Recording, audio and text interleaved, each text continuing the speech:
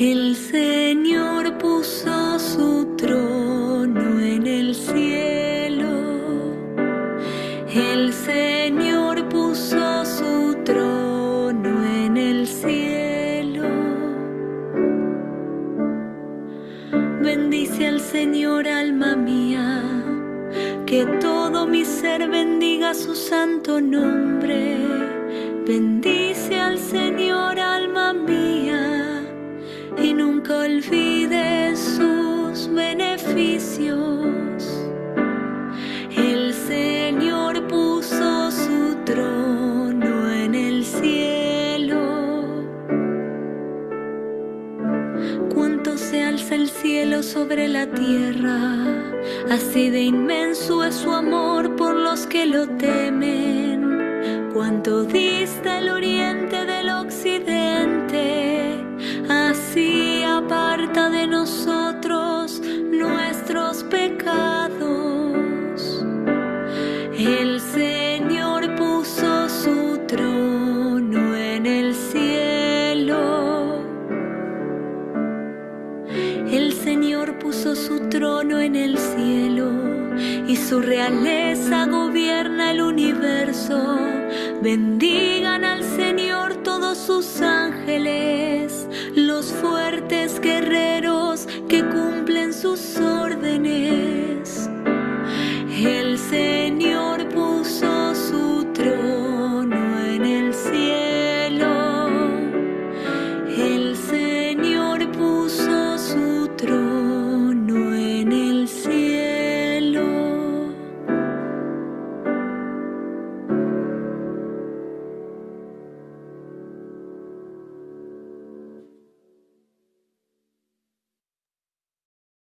Hola, buenas noches. ¿Cómo estás? Espero que te hayas tenido un agradable de semana en unión de tu familia y que hayas disfrutado tus días de descanso. Agradezco tu presencia en nuestro espacio virtual de Biblia, hoy lunes 22 de abril del año 2024, con, en que nos toca de nueva cuenta darle seguimiento a las epístolas de San Pablo, para lo cual te invito a que juntos digamos todos, en el nombre del Padre, del Hijo y del Espíritu Santo. Amén.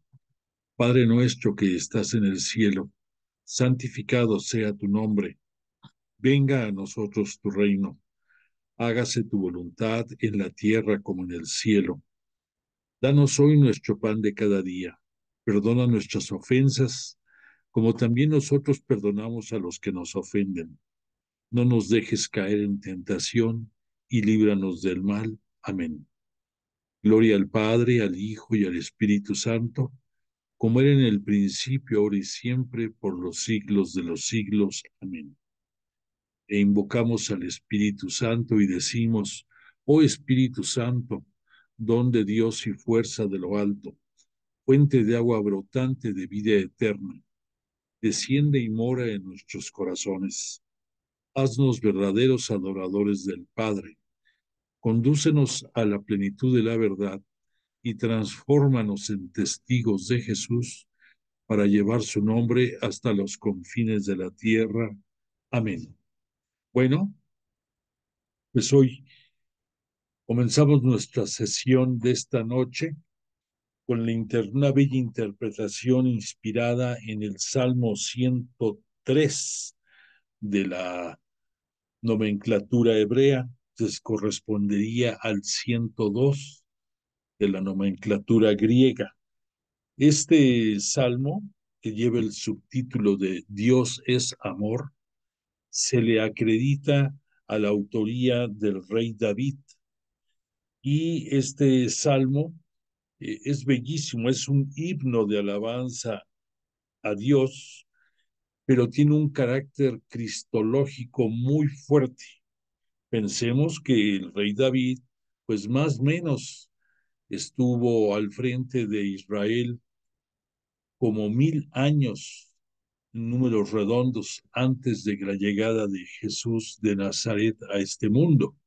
Entonces, pues la narrativa que tiene este salmo es hermosa porque vislumbra los nuevos tiempos mesiánicos que se darán con la plenitud cuando Dios Padre envía a su Hijo para dar cumplimiento a su palabra a través de los labios de Jesús de Nazaret, y que Él, con toda la dignidad y con todo cuidado, lleve a cabo toda la voluntad del Padre entre nosotros.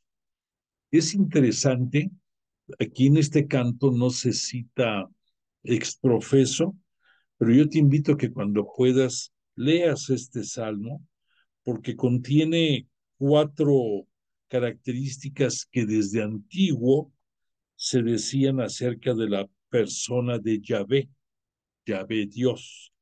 Se decía, es clemente y misericordioso, lento a la cólera y lleno de amor. Esto que te acabo de decir ahorita, desde la narración del Éxodo, que estamos hablando aquí, pues en pocas palabras, 300 años antes todavía, en los tiempos de Moisés, quedó puesto en el libro del Deuteronomio. Posteriormente, ya cuando el rey David lo externa, poco tiempo después, con el profeta Isaías, se va a confirmar las características del rey mesiánico, del Cristo que va a venir. Entonces, todo esto te lo comento para que no olvides que la revelación es progresiva, que la revelación poco a poco va introduciendo cambios sobre lo que se fue anunciando desde tiempos antiguos por los profetas. Ya los últimos profetas previos al tiempo en que va a venir Jesús de Nazaret, pues son los más conocidos: Isaías, Jeremías, Ezequiel y Daniel. Y ya todos ellos nos van dando más luces acerca de la personalidad de quién vendrá, las características de la misión a la que viene y pormenores hasta de su vida. Pero pues ahorita estamos en este salmo, pues pudiéramos decir en los albores del anuncio de la época de la plenitud y por medio del rey David. Bueno, pues dicho lo anterior, le pedimos a Jesús de Nazaret que tenga la misericordia de acompañarnos esta noche, como todas las noches en que estudiamos su palabra, en unión del Espíritu Santo, para que nos ayuden a entender el alcance de todos los conceptos que nos da a través de las epístolas de Jesús, no, perdón, de Pablo, el apóstol de Cristo, porque pues no son fáciles en ocasiones de entender y necesitamos su luz para comprender bien sus palabras. Bueno, entonces dicho lo anterior, te quiero decir que la intención que tenemos esta noche es doble, una intención doble. No sé si tú sepas, pero de las tres religiones que surgieron de Abraham, el padre de la fe, porque en un principio algunos creen que nada más es con relación al judaísmo, pero ya hemos dicho y lo volvemos a comentar ahorita, que de Abraham van a surgir muchos pueblos y van a surgir también las tres religiones monoteístas más importantes de la humanidad, que estas son, por supuesto, el judaísmo, el cristianismo y también los seguidores del Islam. Estas tres grandes religiosas tenemos un tronco común que se llama Abraham, el padre de la fe. Bueno, pues Tú ya recordarás que en el mes de marzo, nosotros, cristianos católicos, celebramos nuestra Semana Santa, nuestra Semana Mayor, y en la cual, pues, recordamos la Pascua, la del Señor, que esa, pues, comprende el triduo de su cena, su pasión, muerte, y obvio, después de esto vino su sepultura, gloriosa resurrección, su glorificación en los cielos y posteriormente sus apariciones. Bueno, pues también no sé si recordarás que mencionamos que en el mes pasado también los seguidores del Islam celebraron lo que ellos llaman el Ramadán, que es la época en la cual hacen un ayuno más estricto durante 30 días y también hacen penitencia como el mes más importante dentro de su religión. Nos faltaba la celebración del pueblo judío. Bueno, pues el pueblo judío, para tu conocimiento, el día de hoy, hace poco más de 2 horas, comenzó su celebración de la Pascua, que en hebreo se dice el Pesaj. Pesaj, así como si fuera pesa, P-E-S-A, pero lleva una H al final, Pesaj. Esto es el equivalente de nuestra Pascua cristiana católica. Entonces, la tercera religión monoteísta del mundo que surgió de Abraham, hoy comienza también la celebración más importante de su calendario litúrgico.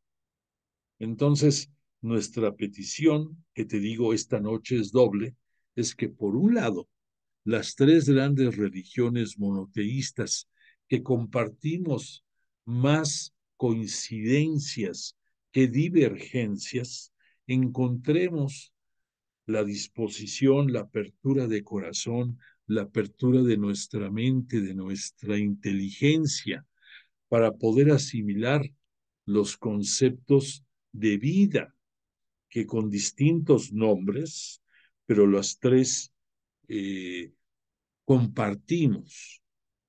Palabras diferentes, pero el sentido es bastante parecido y pues tenemos que agradecer a Dios Padre el que gracias a que en Abraham él infundió la fe para poder convertirse en el padre de la fe y para, como Dios Padre prometió, darle pueblos que iban a ser más vastos que las estrellas del cielo y las arenas de las playas del mar.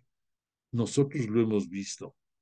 Nosotros somos testigos también ahora en el año 2024 de cómo creció esto, cómo esa promesa de Dios Padre a Abraham se cumple. Y esto nos hace recordar que Dios siempre es fiel a lo que promete, que tristemente nosotros, los humanos, somos los que muchas veces caemos, pero Dios nunca falla.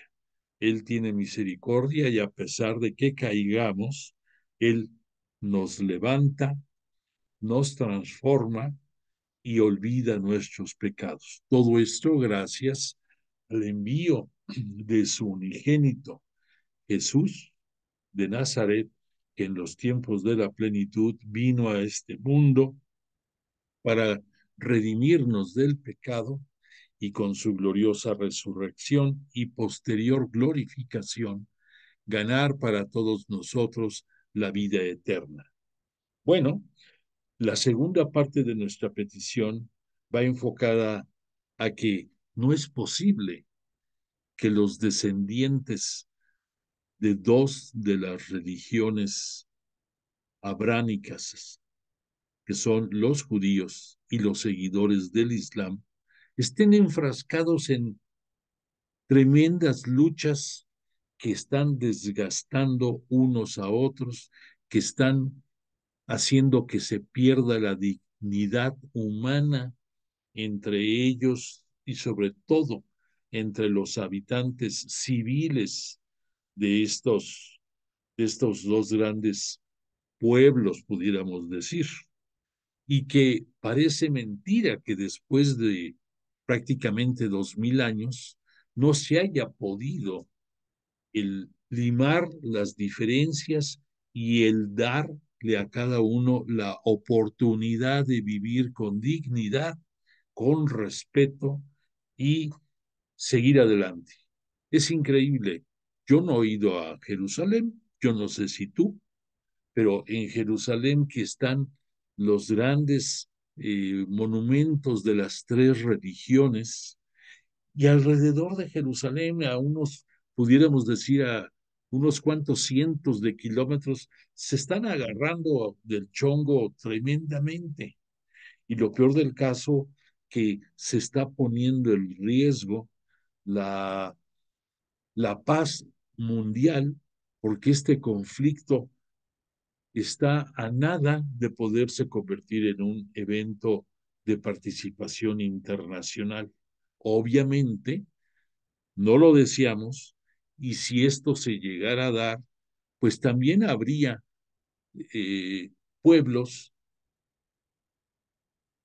cristianos que nos veríamos involucrados en todos estos problemas. Entonces, ¿no se te hace irónico que siendo Abraham el padre de la fe, de donde surgimos estas tres grandes religiones monoteístas, estemos en las condiciones en las que estamos con relación a la paz, con relación a la convivencia, con relación a la dignidad que merecemos todos como personas y como seguidores de Dios?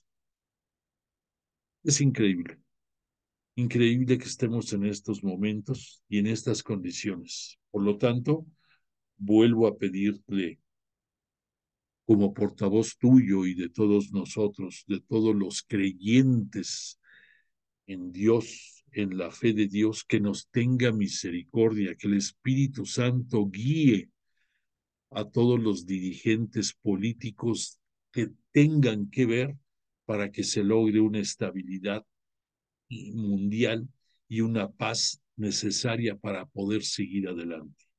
Que Dios nos escuche, que Dios nos ampare, nos tenga misericordia y nos ayude. Bueno, pues dicho lo anterior, quiero aprovechar ahorita que está comenzando la clase para algunos avisos. En primer lugar, volverte a dar una disculpa, porque el lunes de la semana pasada, por razones que no vienen al caso, tuve que moverme para dar la clase de nuestro curso y tuvo deficiencias en cuanto a la señal de Wi-Fi y, obvio, en las consecuencias de esto. Fue un momento inoportuno que tuvimos que vivir y tú mereces todo mi respeto y atención y te pido una disculpa porque no es ajeno a mí, pero me siento responsable de esto y te pido una disculpa atenta. En segundo lugar, eh, no se pudo grabar por ese problema de Wi-Fi esta clase, porque como tú bien sabes, esta clase tengo el gusto de podértela dar a ti en vivo vía Zoom en estos momentos, pero esta clase, como un experimento, se está grabando y se está subiendo a la plataforma de YouTube y a la plataforma de Facebook de Alfredo Santos. Entonces, a través de esa plataforma, pues podemos llegar a un público más vasto, más amplio y poder poner nuestro granito de arena para llevar la palabra de Dios hasta los confines de la tierra, como lo recitamos en nuestra oración en cada clase. Entonces no se pudo grabar ese día, no se pudo transmitir, pero aprovecho en decirte que si tú tienes personas que no puedan participar en esta hora por la razón que sea, pues hay la oportunidad de que escuchen nuestro curso en esas plataformas y me harás un gran favor si lo difundes para que poco a poco vayamos teniendo un auditorio más amplio. Bueno, y en tercer lugar te quiero comentar que el día de ayer te envié una invitación porque este día jueves, el próximo jueves, en el Instituto de Pastoral Bíblica Salvador Carrillo Alday, que se encuentra ubicado a espaldas de la Universidad Pontificia, a 2 calles de la plaza principal de Tlalpan, para que te ubiques, se va a celebrar una plática, conferencia muy interesante que va a dictar nuestro asesor eclesiástico. Eh, este asesor eclesiástico, él fue antiguamente el rector de la Universidad Pontificia y eh, hasta hace 2 años que dejó el cargo, el Papa Francisco lo incorporó al grupo de asesores que él tiene para los asuntos relacionados con la educación cristiana, católica, por supuesto, y, y es brillante. El presbítero y doctor Mario Ángel Flores, a lo mejor tú lo conoces. Bueno, él va a tenernos la deferencia de dar una plática acerca de los conceptos relacionados con lo que piensa el Papa Francisco acerca de las diferencias de género. Hay algunos documentos que ha sacado, que ha emitido el Papa, que se le llama a motu propio. Es la característica que tienen estos escritos. Y el padre Ángel Flores, él nos va a ayudar a entender el alcance de estas publicaciones y qué debemos de entender por ellas y aplicarlas correctamente. Entonces, es una plática muy interesante que va a darse en vivo entre 9 y 11 de la mañana de este próximo jueves en las instalaciones del instituto. Ahí está puesto en la invitación que te enviamos, los teléfonos, la dirección de mail del instituto y creo que también su dirección física. Pero la dirección física, la calle en la que está la escuela, se llama Triunfo de la Libertad, que viene siendo la misma calle que se llama cercana a Tlalpan Galeana y cercana a Insurgentes se llama Calvario. Es la misma calle y para mayor seña corre paralela 1 cuadra de la plaza de el Zócalo de Tlalpan y ahí se encuentra ubicada la Universidad Pontificia. Entonces, este instituto, que es en donde tengo yo el gusto de asistir para formarme como misionero de la palabra, te invita a que si deseas acudir a escuchar la plática, conferencia, no tiene ningún costo y las puertas del instituto están abiertas para ti y para quien tú desees participar de este evento.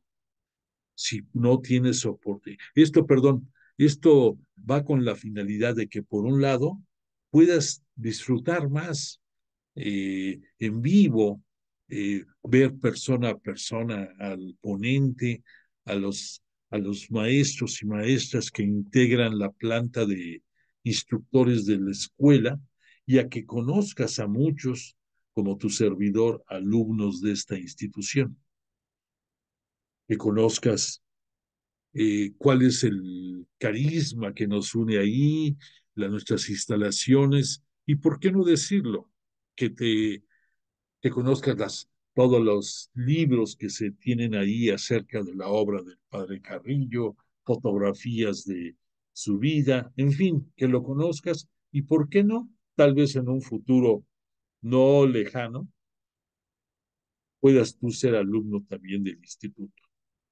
Por otro lado, si tú no tienes oportunidad de asistir físicamente a este evento, el mismo va a ser transmitido en la plataforma YouTube de la institución y muy probablemente también por la plataforma Zoom del propio instituto. En la plataforma de YouTube, ahí viene puesto también cómo la puedes accesar. En el caso de la de Zoom, va a ser necesario que ese día eh, estés atento si lo quieres escuchar por Zoom, porque eso 1 o 2 minutos antes de la conferencia se anuncia cuál es la clave y contraseña para poder ingresar. Por lo tanto, pues la de YouTube es más fácil. Y repito, si tú gustas físicamente ir, estás cordialmente invitado, tú y quien quiera que quieras hacernos favor de comunicar de esta plática conferencia y ojalá la escuches porque va a estar muy interesante. Bueno, entonces dicho lo anterior, va a haber otro evento posterior de otro tipo que ya la próxima semana te enteraré, pero vámonos poco a poquito.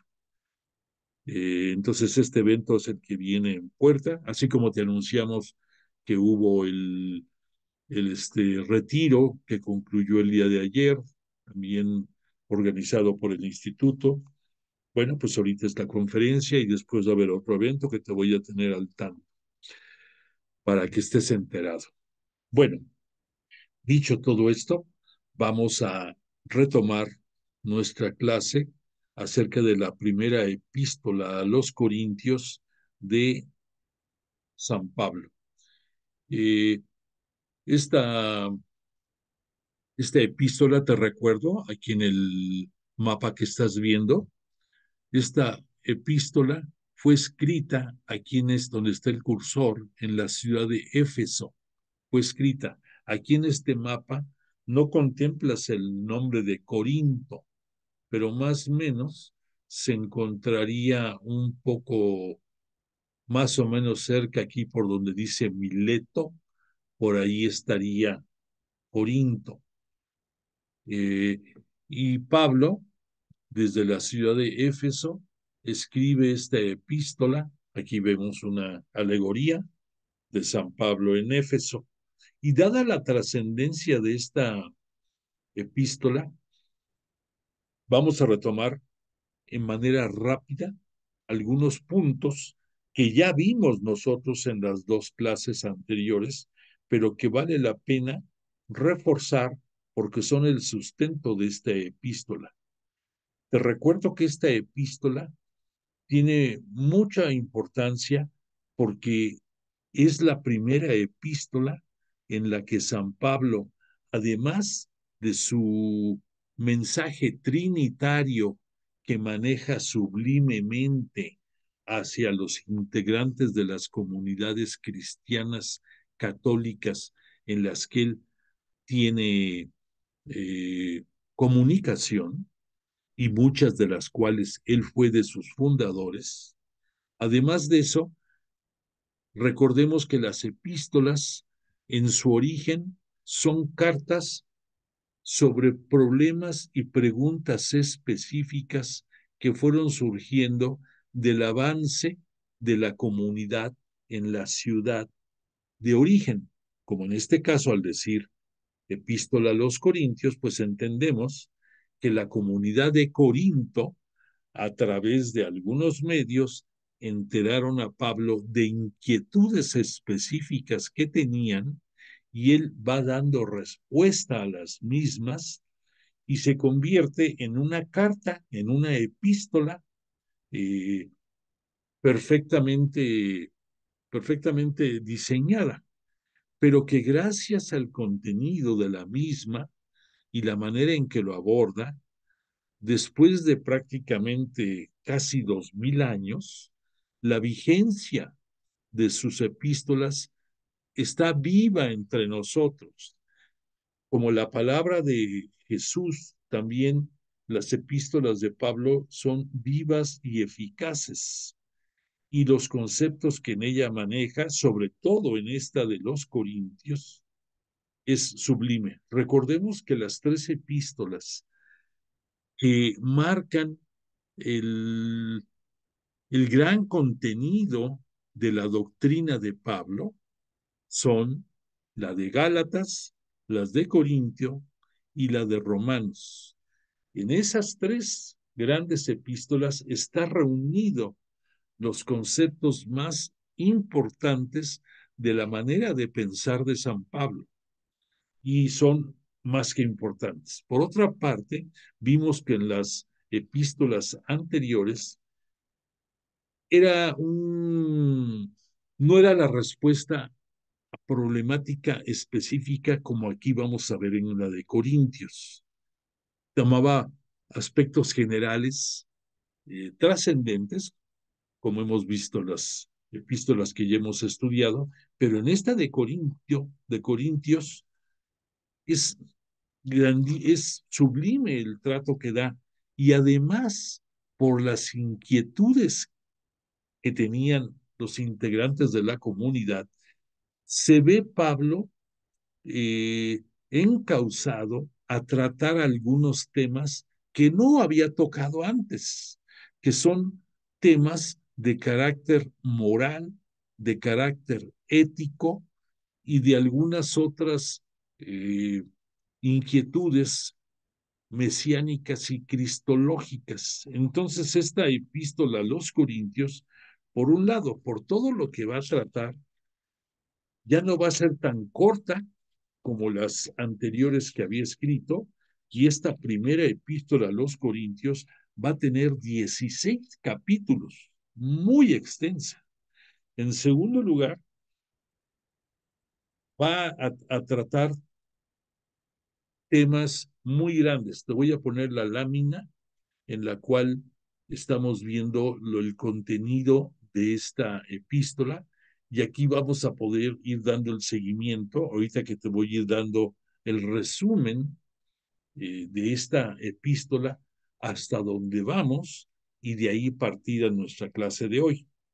Entonces, comenzando por el capítulo 1, ya dijimos que dentro del saludo, Pablo aclara que esta epístola está escrita y está junto a él, está Sóstenes. Te recuerdo que Sóstenes fue el, el jefe de la sinagoga de Corinto que vino a suplir a Crispo, que también fue jefe de la sinagoga, pero que en su momento de la evangelización, Pablo lo lo adoctrinó y se convierte Crispo al cristianismo católico. Entonces le da entrada a su relevo, que es Sóstenes. Y este Sóstenes tuvo el mal momento de que ante el asedio de las comunidades judaizantes de la zona, fue golpeado, fue lastimado, fue ultrajado, Sóstenes, porque iban en búsqueda de Crispo, no lo encontraron y sacaron toda su saña y su ímpetu en contra de Sóstenes. Y también iban en búsqueda de Pablo para de preferencia darle muerte. No se les hizo, y este Sóstenes no solamente eh, pudo vencer las consecuencias de estas heridas que le atribuyeron, que le hicieron los judaizantes, sino que también con el paso de un poco más de tiempo, también se convierte a la Iglesia Cristiana Católica. Entonces, ahí vemos que dos dirigentes de la sinagoga, independientemente de muchos más, pasan a las líneas del cristianismo católico. Esto tómalo en cuenta porque aproximadamente 10 o 12 años después va a haber una crisis muy fuerte de sacerdotes que dejen el judaísmo para pasarse al cristianismo católico. Estos son los inicios. Por eso aquí Pablo cita a Sóstenes en el envío de la carta que están enviando. Bueno, aquí Pablo en su saludo cita que no hay ningún don divino a los que esperáis la revelación de nuestro Señor Jesucristo. Y cierra su saludo con esta arenga, pues fiel es Dios por quien habéis sido llamados a la comunión con el Hijo de Jesucristo, con su Hijo Jesucristo, Señor nuestro. Entonces aquí en este saludo Pablo nos va a confirmar que la revelación, el cierre de la revelación para los integrantes de las comunidades cristianas católicas va a venir con la parucía de Jesús, con la segunda venida. Ahí es en donde se va a cerrar la revelación. Por otra parte, aquí señala Pablo que Dios siempre es fiel, como lo comentamos al comienzo de esta clase, y cita que, que hemos sido llamados a la comunión, que la palabra comunión significa común unión, por eso comunión, y que gracias al envío de su Hijo Jesucristo, Señor nuestro, gracias a Él, es por lo que se llegó, por lo que Pablo llegó a evangelizar allá. Aquí nos damos cuenta de que además de que Pablo cita claramente Jesús, Cristo, ya Cristo con el término de la glorificación del Mesías, le agrega también el adjetivo de Señor nuestro. Hasta antes de la llegada de los tiempos de la plenitud, Señor era Yahvé, Dios para los judíos. Después de la gloriosa resurrección y glorificación de Jesús, entre otros atributos, entre otros adjetivos, Jesús en su calidad terrestre recibe varios títulos, como también el de Señor. Ya no solamente es Yahvé Dios al que se le puede decir Señor, también gracias a su glorificación, Jesús, nuestro Cristo, también es llamado Señor. Y para cerrar esto, en esta connotación, en esta forma de cerrar de Pablo, se está reconociendo las dos divinidades de Jesús, porque nos cita que Dios es fiel, pero también Jesús es Dios, tiene divinidad celeste. Y por otra parte, en su calidad terrestre, en su calidad humana, en su glorificación, Jesús va a recibir el título de Señor. Entonces, quedémonos con esa idea. El título de Señor y el título de Dios corresponden a las dos diferentes divinidades, la terrestre y la celeste, que Jesús va a tener. Bueno, después de esto, en el mismo capítulo primero, Pablo nos exhortó a los integrantes de la comunidad de Corinto a que cerraran filas, como dijéramos nosotros en estos tiempos, porque a través de comunicados que le envió Chloe, Chloe es una dama, una mujer que comanda una de las pequeñas iglesias domésticas de la ciudad de Corinto. Esta iglesia, por supuesto, dentro del cristianismo católico, le hizo llegar a Pablo los comentarios de que se empezaba a notar divisiones, porque independientemente de la temática de la comunión que debía de haber, empezaban a resaltar que yo soy del grupo de Chloe, otros que yo soy del grupo de Apolo, había otros que yo soy del grupo de Pablo, y así entonces se empezaron a poner camisetas, valga la expresión, defendiendo cierto nombre que no tenía por qué. Comentamos en su momento que es como si tú dijeras, ah, no, pues yo soy de la iglesia de Santa María de los Apóstoles, ah, no, pues yo soy de Nuestra Señora de la Merced, uy, no, yo soy de Perisur. En fin, no hay razón para que, siendo todos hijos de Dios y ser hermanos de Jesús, el unigénito de Dios, nos pongamos a perder el tiempo en decir de qué grupo somos. Todos somos cristianos, todos somos católicos.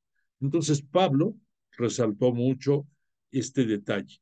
Posteriormente, también nos señaló que el predicar el Evangelio es un deber que él siente, un deber y un honor, y que si no fuera así, pues vana sería su fe, y que la locura, como él dice, de evangelizar, tomando en consideración que el término locura no es de que sea algo para locos, sino que es una forma de que con una expresión de carácter terrenal podamos identificar el, el misterio que es tanto Jesús, que viene siendo el misterio de Dios Padre, como también para nosotros la fe que Jesús nos vino a dar sigue siendo un misterio en muchos conceptos para nosotros,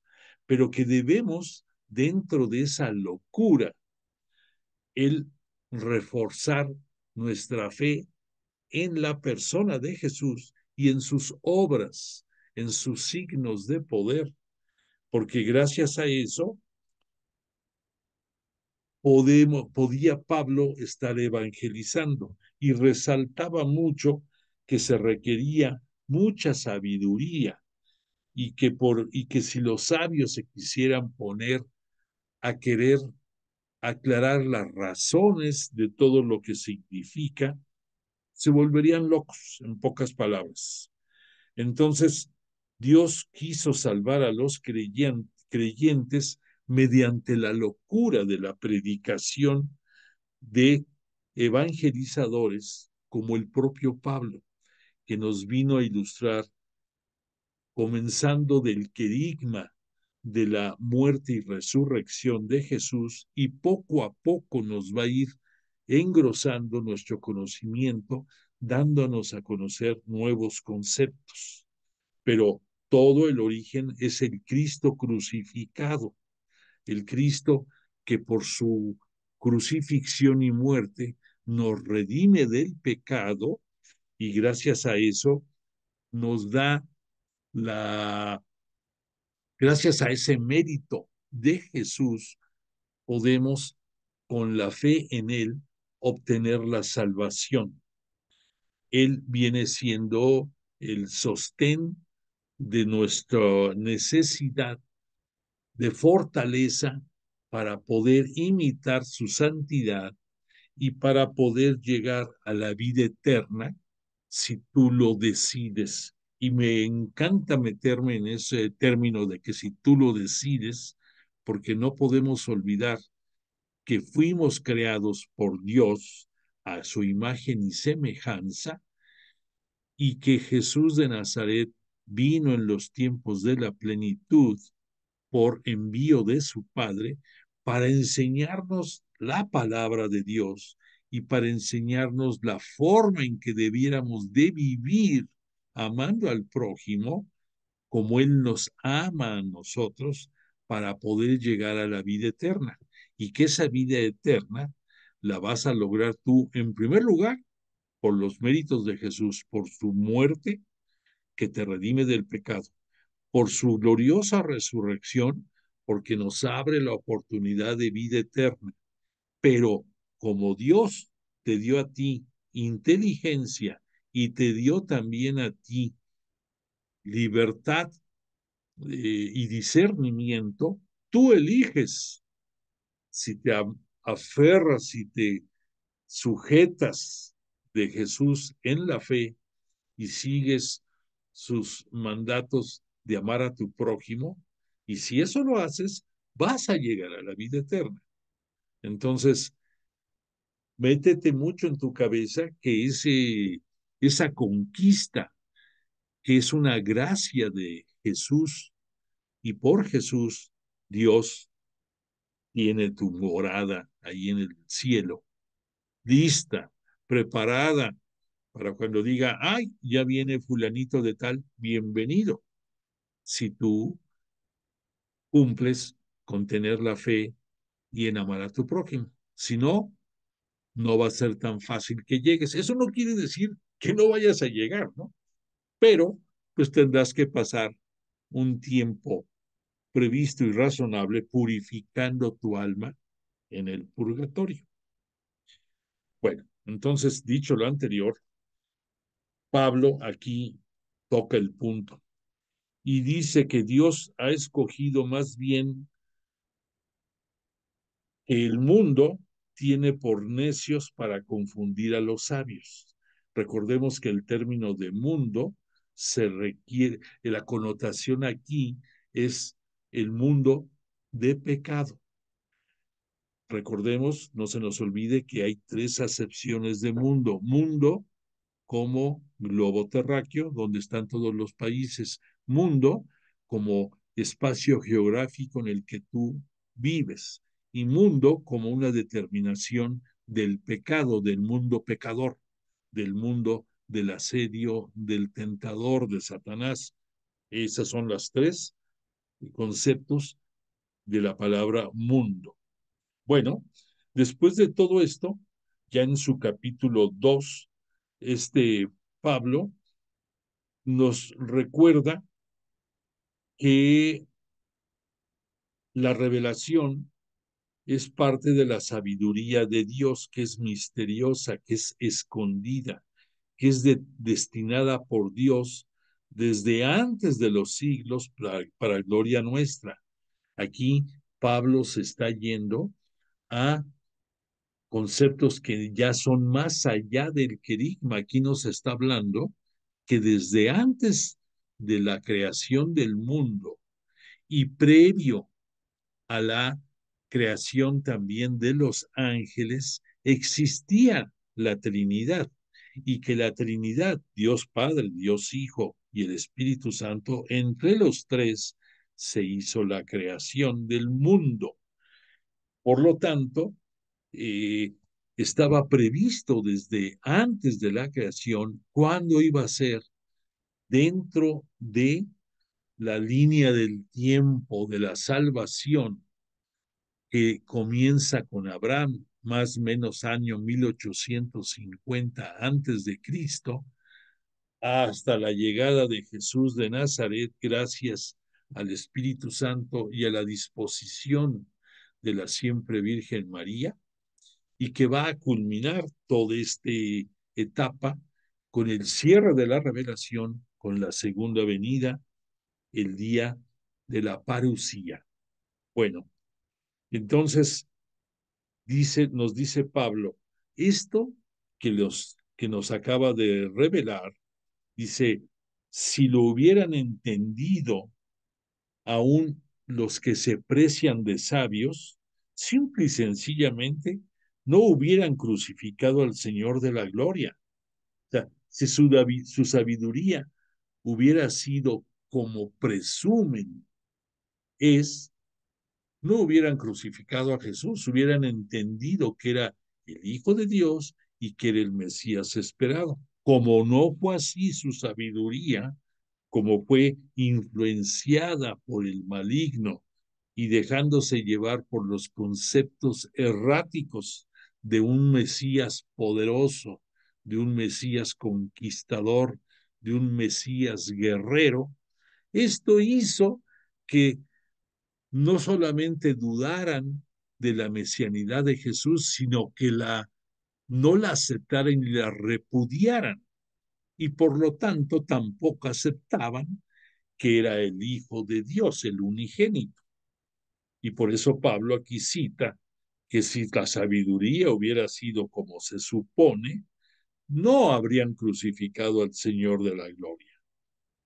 Todo esto nos lo reveló Dios por medio del Espíritu. Aquí Pablo también, recordemos, es muy insistente en darnos a conocer la Santísima Trinidad. Entonces, en este breve comentario, te está dando a conocer las tres personas de la Santísima Trinidad. Te habla de Dios, te habla de su Hijo y te habla del Espíritu que Dios reveló.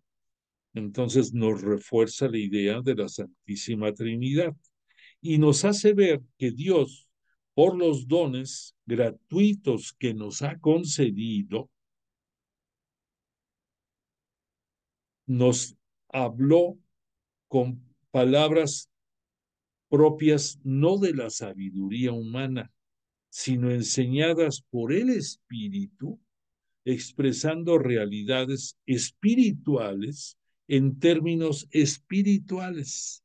Y recordemos que esa es la gran diferencia entre la majestad, la grandeza de Jesús como un que nos vino a presentar el reino de Dios, el reino de su Padre, de Dios Padre, el reino de los cielos, que es un reino espiritual completamente distinto a lo que los judíos esperaban y siguen esperando, de que el corte del Mesías es un corte que bien pudiera ser según ellos, imagínate, hasta que no viniera de parte de Dios, pero que fuera un poderoso que redimiera a, a los judíos de todas las agresiones que han sufrido en toda su historia.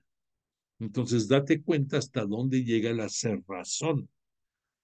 Sin embargo, pues siguen esperando esa llegada del Mesías. Y yo, no lo dice la Biblia, pienso que es probable que esa llegada del Mesías que los judíos siguen esperando venga con la parucía para nosotros de Jesús, de Jesús el Cristo, pero que va a venir para nosotros con todo el poder y la gloria.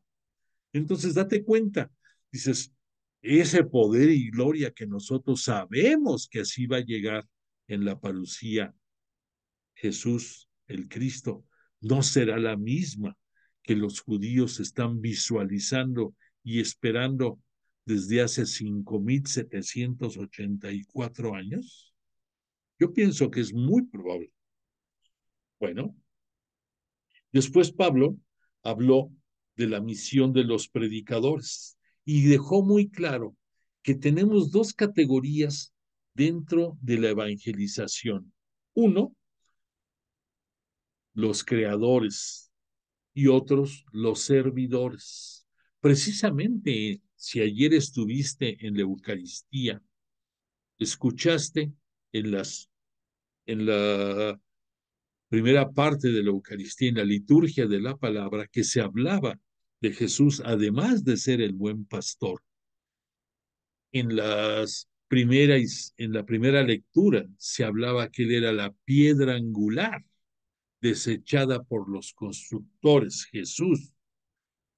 Y esta piedra angular, quiero aprovechar que ayer se habló de esto para decirte, la piedra angular a veces no la identificamos correctamente. La piedra angular Si tú ves un arco de piedra, en la parte central, en la cúspide de ese arco, hay una piedra que permite el equilibrio de todas las piedras que están puestas y le da fuerza y le da consistencia. Esa es la piedra angular, la que está arriba uniendo las dos secciones del arco. Bueno, pues entonces aquí este Pablo nos da una idea de esto. ¿Qué es más importante? ¿El que creó o el que administra? Obviamente es más importante el creador y que los que administran son servidores.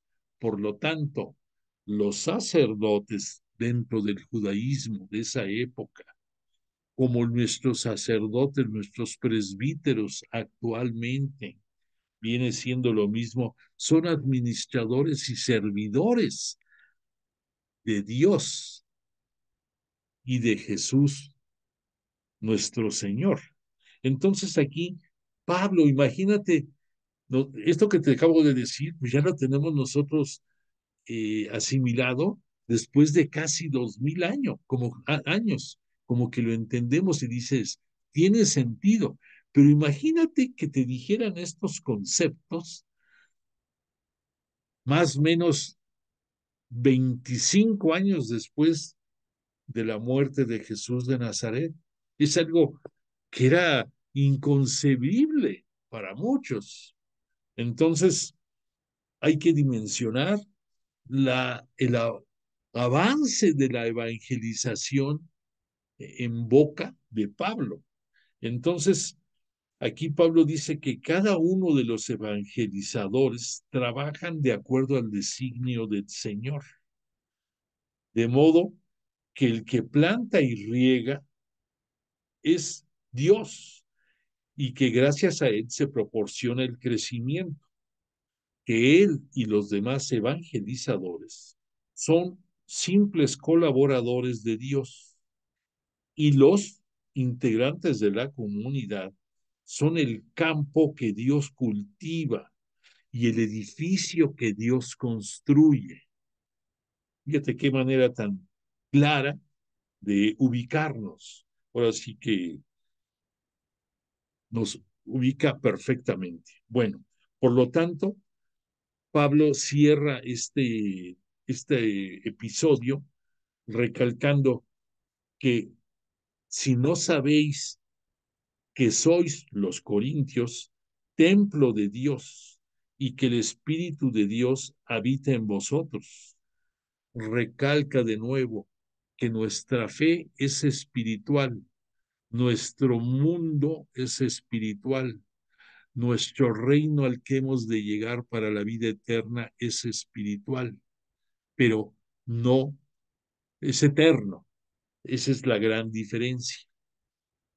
Después de esto, nos cita Pablo que como consecuencias piensen que la sabiduría en Dios en este mundo no es una necedad, sino que el mundo, la vida, la muerte, el presente, el futuro, todo es nuestro gracias a Cristo y por Cristo gracias a Dios. Por lo tanto, la gente que nos tenga por servidores de Cristo y administradores de los misterios de Dios, refiriéndose a Él como evangelizador,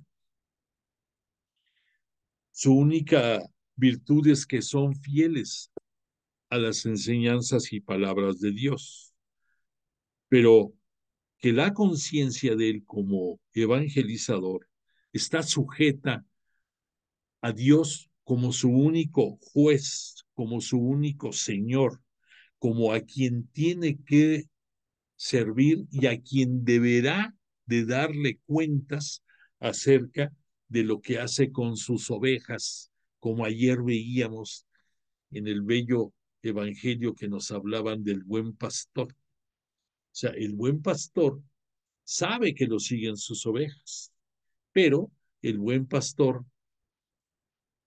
va a tener que rendir cuentas a Dios de la conducción de sus ovejas, de que no se pierdan.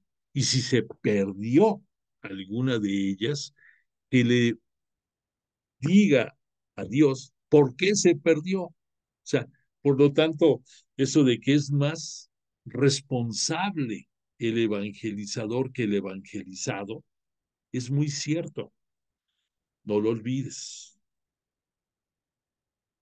Hasta ahora venimos pasando hambres, sed y desnudez desde el punto de vista terrenal.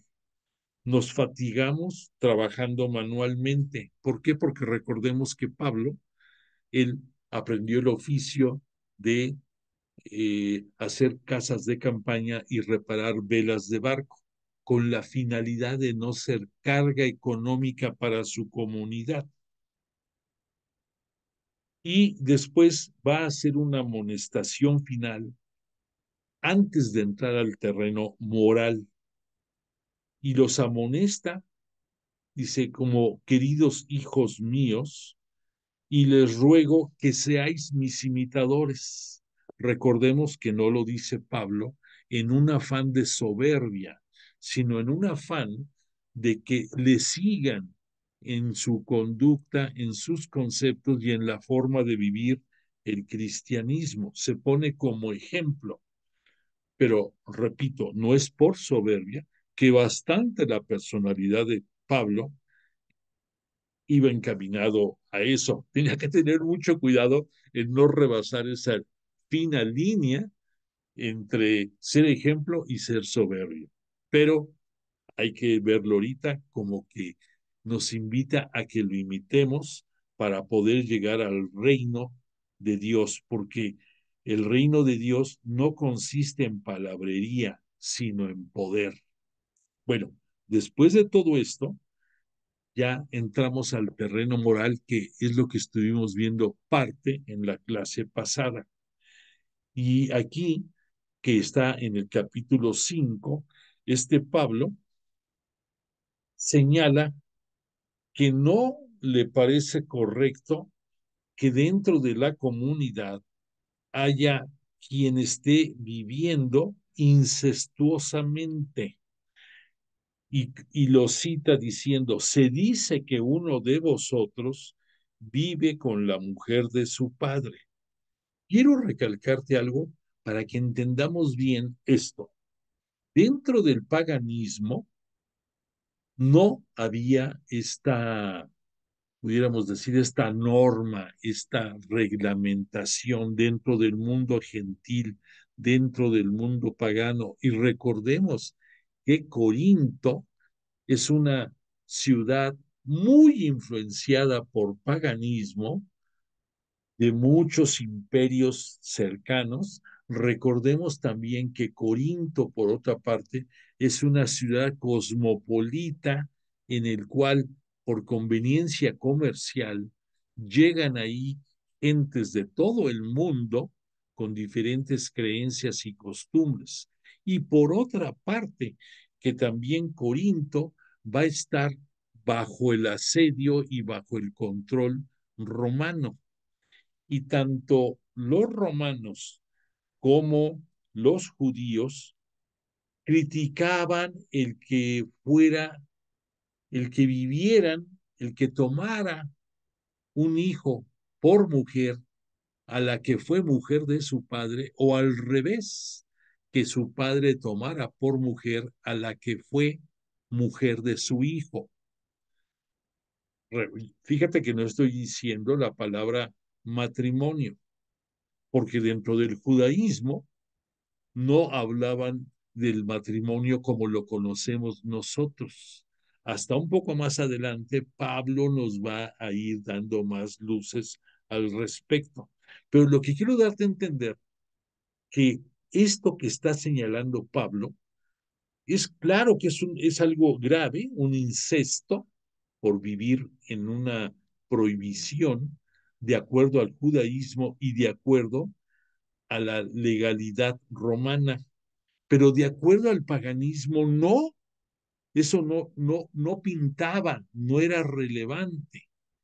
Entonces, entonces pongámonos un poco en los zapatos de esta comunidad, de que es una situación anormal para los paganos el que le critiquen, porque ellos lo podían hacer. Y entonces este Pablo tiene que manejar con pincitas, pudiéramos decir, este asunto, porque reconoce que está mal, de acuerdo a las prescripciones que se contienen en la Torá judía, en la Torá que Moisés les dio a conocer, y concretamente en el Deuteronomio, critica que no puede ser posible esto. Pero también, te repito, hay que tomar en consideración que donde estaba ese ejemplo era de gente que había venido del paganismo y llegó a la Iglesia Cristiana Católica así. No es que se hicieran, no es que cometieran el incesto estando ya dentro de la comunidad, así llegaron. Pero Pablo no puede dejar de señalar que es algo indebido y que ni debe de ser tolerado, que él en espíritu está presente con ellos y critica esta situación, y que en un momento dado lo correcto sería que la comunidad de la iglesia los separara. Pero fíjate qué curioso, Pablo dice, al separarlos, será entregado este individuo a Satanás para dar muerte a su sensualidad y a fin de que el espíritu se salve en el día del Señor. O sea que aquí es algo curioso. Pablo dice, sepárenlo, déjenla la buena, ahora sí que dejen, está mal Dios, oye, incorrecto, déjenlo a la buena de Dios, pero sería déjenlo en el poder de Satanás para que él se vaya convenciendo de que está en un error, se regenere, y cuando sea el día del Señor, que ese día del Señor es otro sinónimo de la parusía, ya esté regenerado y se salve. Recordemos que en esos tiempos también Pablo y muchos de los evangelizadores pensaban que esa segunda venida de Jesús iba a ser en un corto lapso, no como nosotros que ya sabemos que han pasado prácticamente 2000 años y la seguimos esperando. Y sabemos que esa parucía ya nosotros, por nuestro conocimiento religioso, por nuestra formación, que esa parucía se da en el instante en que nuestro cuerpo mortal abandona este mundo. En ese momento, en forma instantánea, es tu juicio particular y como consecuencia de esto, tu llegada al reino de Dios o tu estancia por el tiempo que deba de ser purificándose en el purgatorio. Pero aquí Pablo dice que se regenere este incestuoso y que cuando llegue el día del Señor, léase la parucía, esté ya él transformado. Y dice Pablo, porque nuestro Cordero Pascual, Cristo, ha sido inmolado, así que celebremos la fiesta no con la vieja levadura, ni con levadura de malicia e inmoralidad, sino con los ácimos de sinceridad y verdad. Aquí Pablo maneja muchos conceptos acostumbrados dentro de las costumbres, perdón por la redundancia, comunes dentro del judaísmo, como es eso de dejar la vieja levadura, dejar lo que nos lleva al pecado, dejar esa levadura que nos corrompe, que nos invita a la malicia y a la inmoralidad. Y el ácimo, que es un pan sin levadura, un pan nuevo, un pan que nos nutre y no nos, ni nos engorda ni nos hace estar mal, es lo que va a nutrir a nuestro espíritu y a nuestro cuerpo. Dice Pablo, no me refería a los inmorales de este mundo en general, tomando el punto del incestuoso. No os relacionéis con quien llamándose hermano, escucha esta listita, es inmoral, avaro, idólatra, difamador, borracho o ladrón. O sea, con ninguno de estos te lleves. Con esos tipejos, ni comer. No es competencia mía juzgar a los de fuera. Juzgar a los de fuera es un término para que entendamos los paganos, los gentiles, los que están fuera de la comunidad cristiana católica. Y cierra, pero vosotros tenéis que juzgar a los de dentro.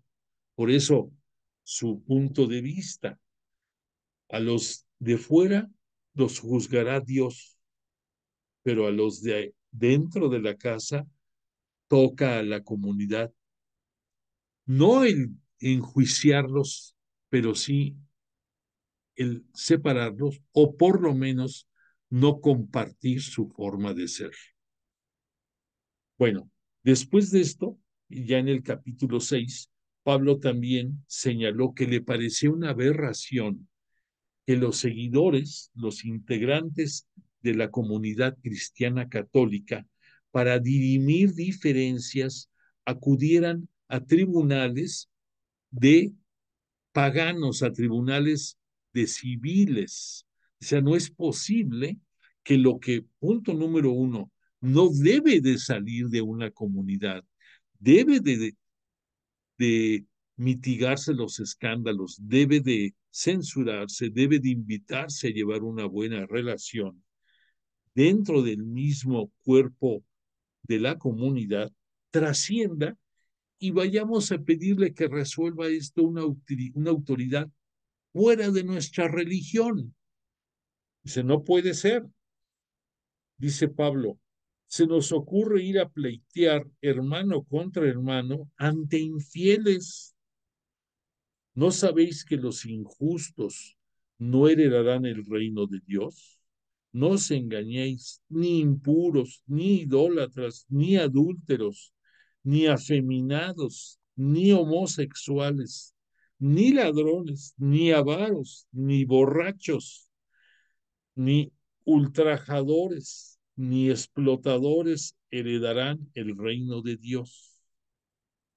Y cierra. Y eso fuisteis antes algunos de vosotros, de los integrantes de la comunidad, pero habéis sido lavados, habéis sido santificados, habéis sido justificados en el nombre del Señor Jesucristo y en el Espíritu de nuestro Dios.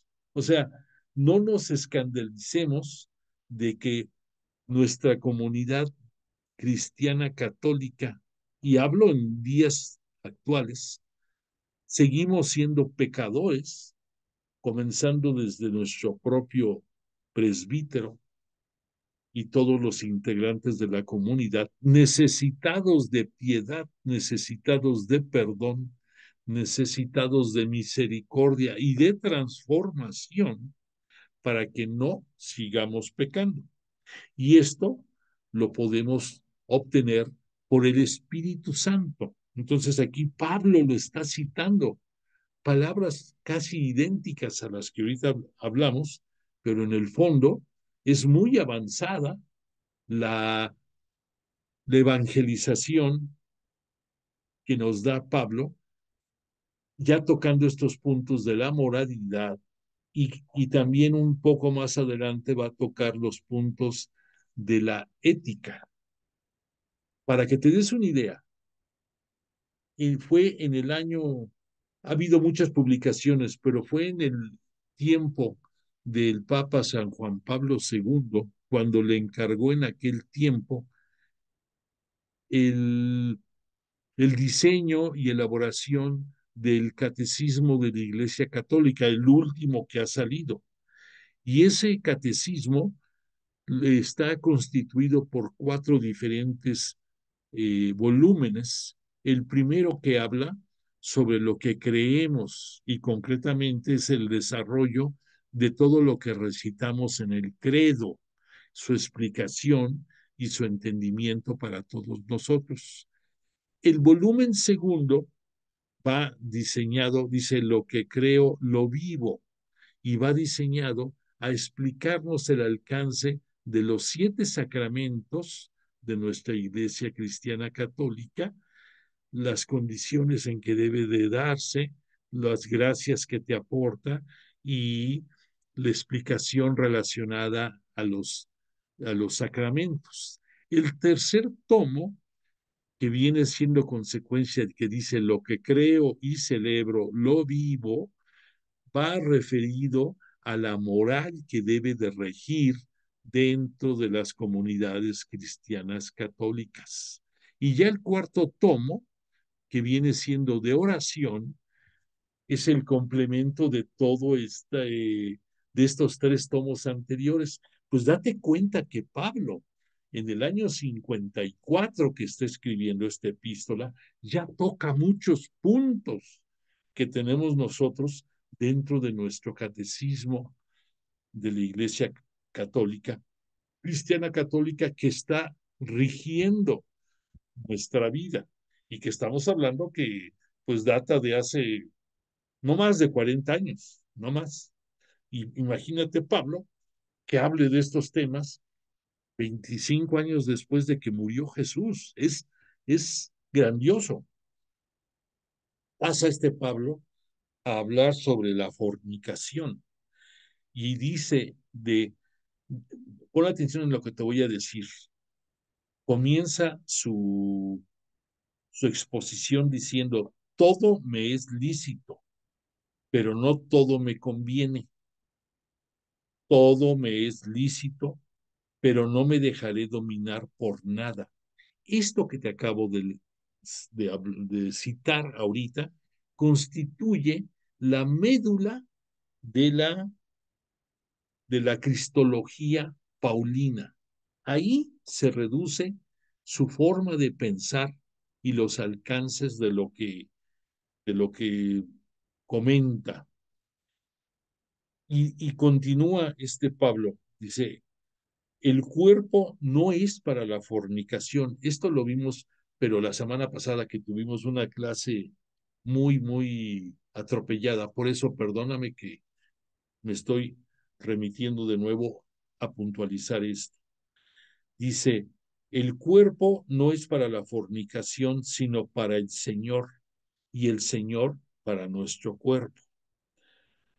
Dice, y se refiere a la fornicación. Recordemos que fornicación es el tener relaciones sexuales con una mujer, hombre, mujer. En aquellos tiempos, para nada se hablaba de ningún otro tipo de relaciones sexuales. ¿Por qué?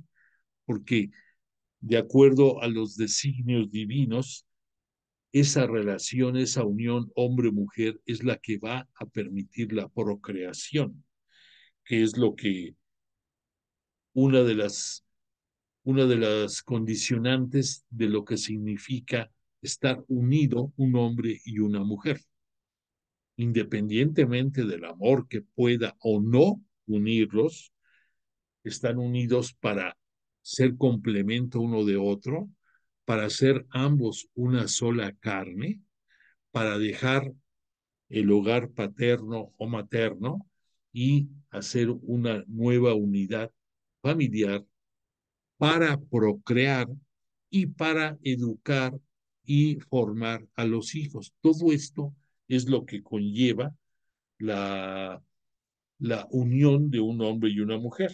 Por eso aquí Pablo nos dice, si tú tienes relaciones sexuales con una mujer sin la intención de vivir todo esto que te dije ahorita, estás cayendo en una fornicación, porque esa apetencia y disfrute de la sexualidad únicamente es aceptada entre el hombre y la mujer que constituyen la unidad familiar.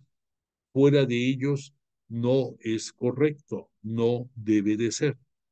Y entonces, en Corinto, que era la ciudad del pecado y que era muy común que hubiera 20,000 casas de placer y prostíbulos de todo tipo y para todos los bolsillos.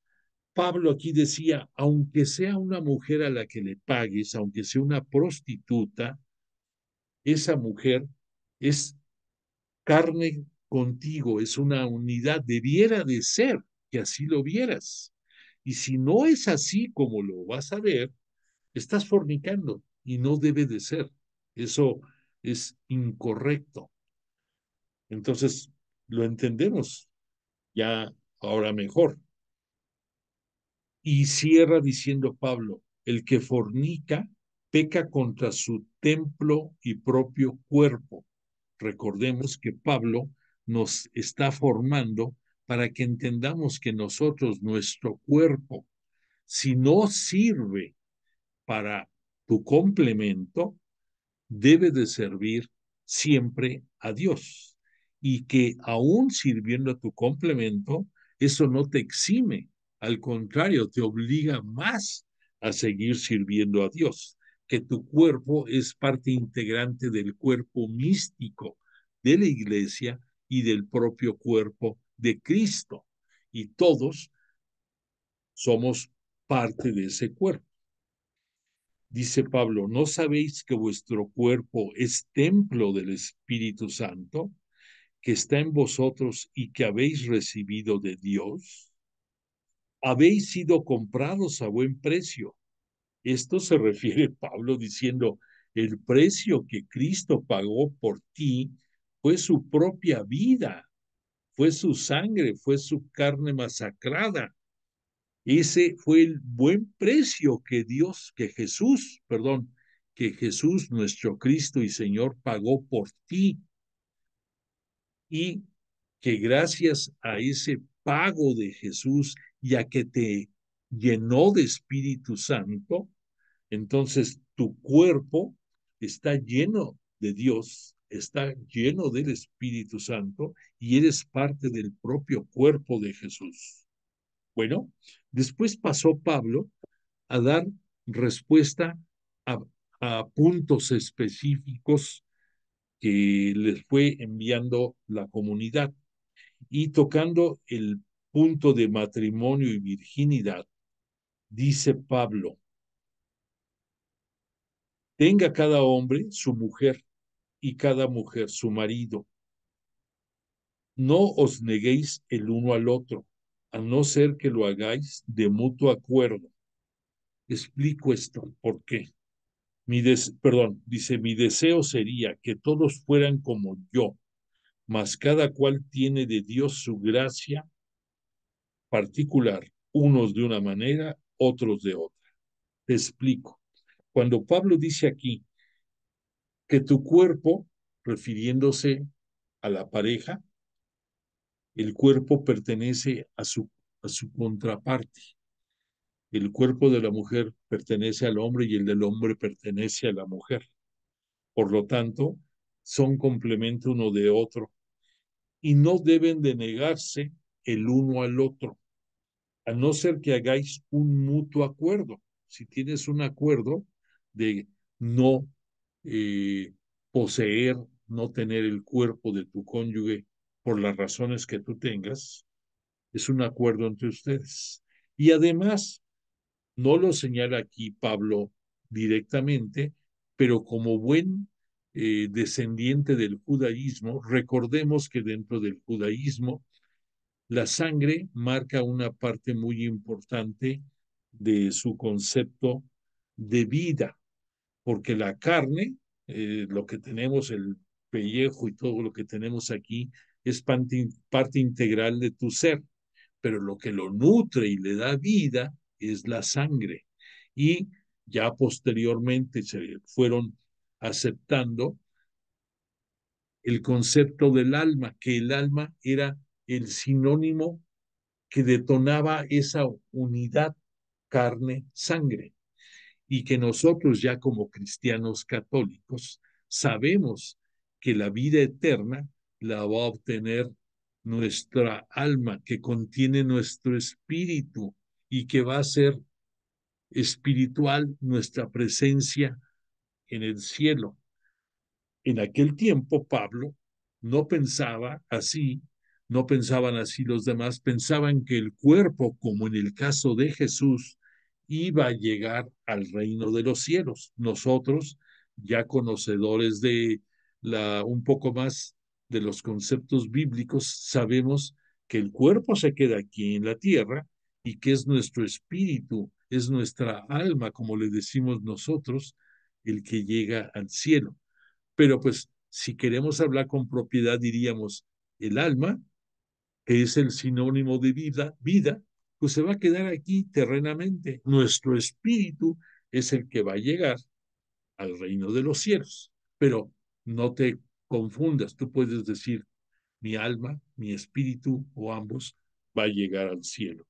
Bueno, entonces, entonces te decía, dentro del judaísmo se hablaba de que aún en los días en que la mujer está con su menstruación, estaba en carácter impuro de acuerdo a las disposiciones del judaísmo.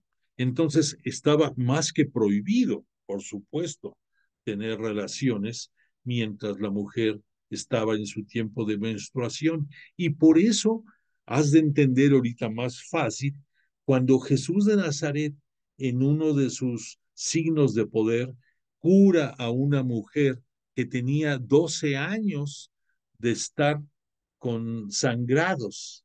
Imagínate lo que era para una judía estar en constante sangrado, apartada de la sociedad porque estaba impura. Bueno, lo cita que esa condicionante que impide el que se tenga la posesión del cuerpo de tu pareja, pues está entendido. Y que si en un momento dado, por algún acuerdo, también no tienen la intimidad, pues es un acuerdo que deben de respetar si ustedes lo deciden. Pero Pablo sugiere, pero el marido debe de poseer a su mujer y la mujer a su marido. ¿Por qué?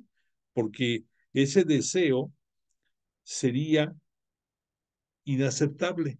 Y Pablo aquí al decir que él sugiere que si no lo pueden aceptar bien, que lo imiten a él, es porque entendamos cuando Jesús de Nazaret nos habló de de los tres eunucos. Te traigo aquí a colación el significado de esto, de acuerdo al Evangelio de Jesús, a su buena nueva. Él nos decía, hay tres tipos de eunucos. Un eunuco es aquel que no tiene eh, testículos. Dice, algunos son de nacimiento, otros son por decisión y otros son por vocación. En el caso de los de decisión, ahí involucraba dos diferentes aspectos. Uno, que una de las formas de castigar a los sometidos en una guerra, a los vencidos, a los perdedores, en algunos casos era la castración, el cortarle los testículos, impidiéndoles de esa forma poder seguir teniendo relaciones y mucho menos tener descendencia.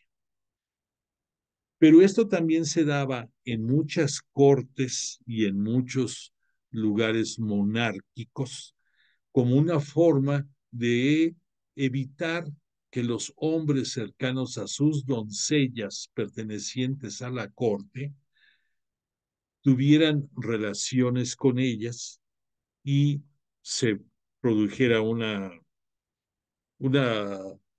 degradación dentro de la corte. Entonces eran esas dos características. Y Jesús nos cita la tercera eh, castración, que es por vocación, cuando alguien por decisión se entrega al servicio del Señor y por lo tanto renuncia al aspecto terreno de las relaciones sexuales. Entonces, al decir Pablo aquí que todos fueran como yo, es porque él está aquí reconociendo que él vive dentro de lo que nosotros conocemos con el nombre de celibato, pero que es una condición de decisión propia por seguir al servicio del Señor y vivir solamente para Él.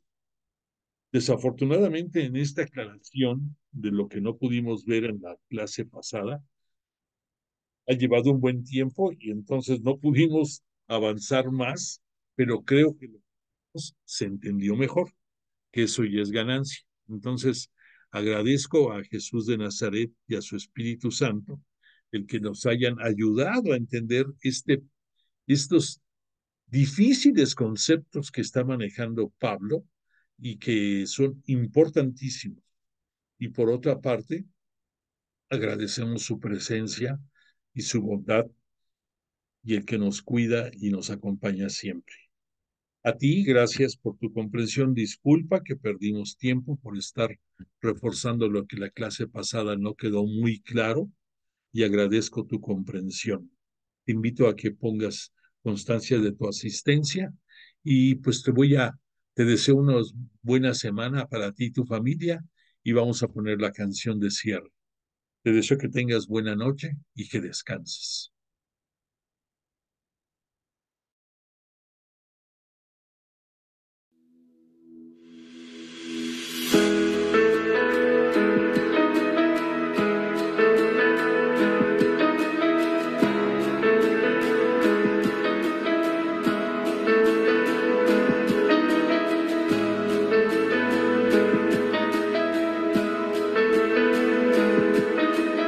Quiero declarar tu nombre, Cristo, sobre cada mente y corazón, porque sé que hay paz en tu presencia. Declaro a Cristo.